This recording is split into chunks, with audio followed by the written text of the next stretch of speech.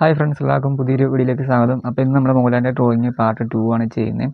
അപ്പോൾ നമ്മൾ പാർട്ട് 1 കഴിഞ്ഞ ദിവസം ചെയ്തിട്ടുണ്ടായിരുന്നു. അപ്പോൾ കാണാത്ത ആൾക്കാരുണ്ടെങ്കിൽ അതിൻ്റെ വീഡിയോ ലിങ്ക് ഞാൻ ഡിസ്ക്രിപ്ഷനിൽ കൊടുത്തേക്കാം. അപ്പോൾ അത് നോക്കിയിട്ട് നിങ്ങൾക്ക് ചെയ്യാവുന്നതാണ്. അപ്പോൾ ഞാൻ വന്നത് എന്നാന്ന് വെച്ച് കഴിഞ്ഞാൽ നമ്മുടെ ചാനലിലേക്ക് ഏകദേശം 5000 സബ്സ്ക്രൈബേഴ്സോളം കഴിഞ്ഞിട്ടുണ്ട്. അപ്പം ആ സമയത്ത് വന്ന് നിങ്ങളോട് താങ്ക്സ് എന്ന് പറയാൻ സാധിച്ചിട്ടുണ്ടായിരുന്നില്ല. അപ്പം എല്ലാവർക്കും ഒരു ബിഗ് താങ്ക്സ്. അപ്പോൾ അവരോട് പറയാൻ വേണ്ടിയിട്ടാണ് ഞാൻ വന്നത്.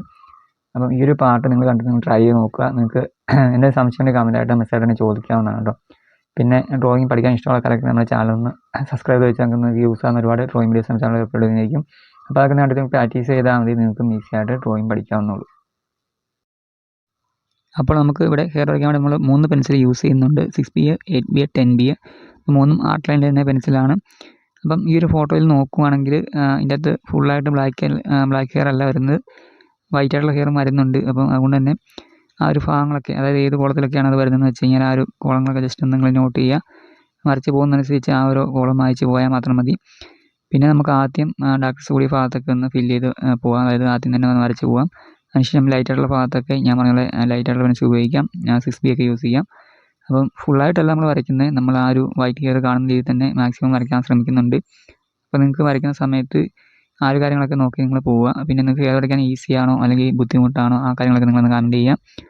അപ്പം ഈ ഒരു പാർട്ട് നിങ്ങൾ ചെയ്ത് നോക്കുക കണ്ടിട്ട്. അപ്പം എന്തെങ്കിലും സംശയം ഉണ്ടെങ്കിൽ നിങ്ങൾക്ക് കമൻറ്റായിട്ട് മെസ്സേജായിട്ട് ചോദിക്കാവുന്നതാണ്. മെസ്സേജായിട്ട് ചോദിക്കുകയാണെങ്കിൽ ഇൻസ്റ്റാഗ്രാം ലിങ്ക് ഞാൻ ചാനലിൽ കൊടുത്തിട്ടുണ്ട്. അപ്പം അതുവഴി വന്നിട്ട് നിങ്ങൾക്ക് എന്നോട് ചോദിക്കാവുന്നതാണ്.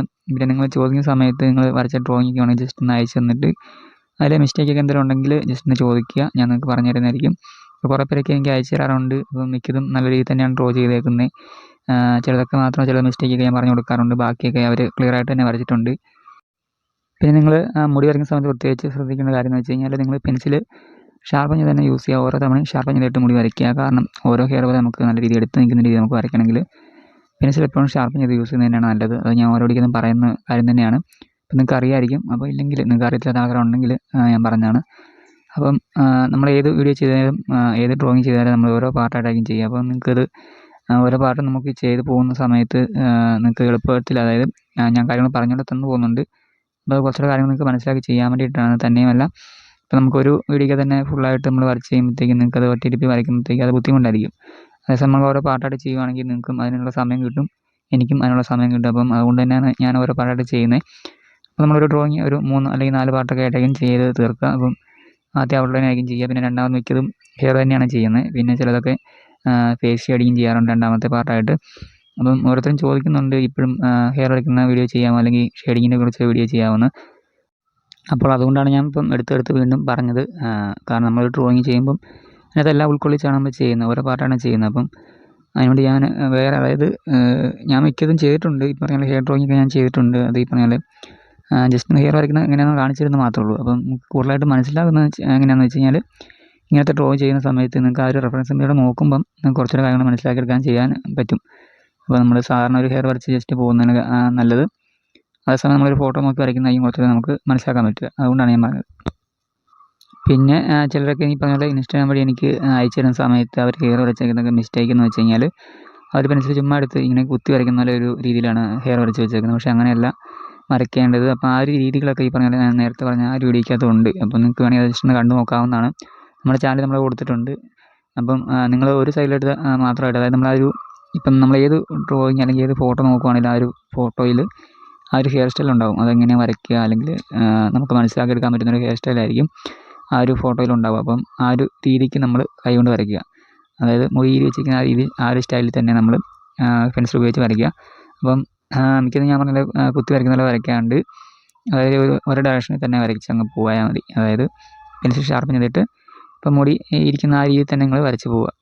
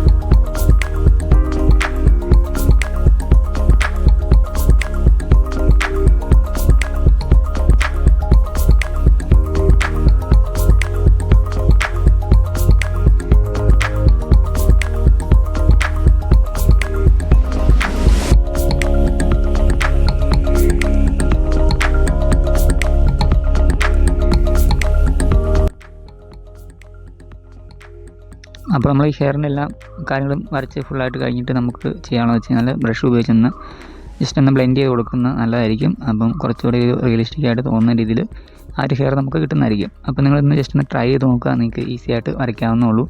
അപ്പോൾ വീഡിയോ ഇഷ്ടമായി തീർച്ചയായും ലൈക്ക് ചെയ്യുക. അതുപോലെ ഡ്രോയിങ് പഠിക്കാൻ ഇഷ്ടമുള്ള ആൾക്കാർക്ക് നമ്മുടെ ചാനലൊന്ന് സബ്സ്ക്രൈബ് ചെയ്ത് വെച്ചേക്കുക. നിങ്ങൾക്ക് യൂസ് ആകുന്ന ഒരുപാട് ഡ്രോയിങ് വീഡിയോസ് നമ്മുടെ ചാനലിൽ അപ്ലോഡ് ചെയ്യുന്നതായിരിക്കും.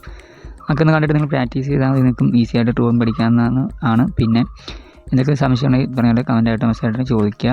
വലിയ ആവശ്യമില്ല തന്നെ നമുക്കിതിൻ്റെ പാർട്ട് 3 ചെയ്യാവുന്നതാണ്.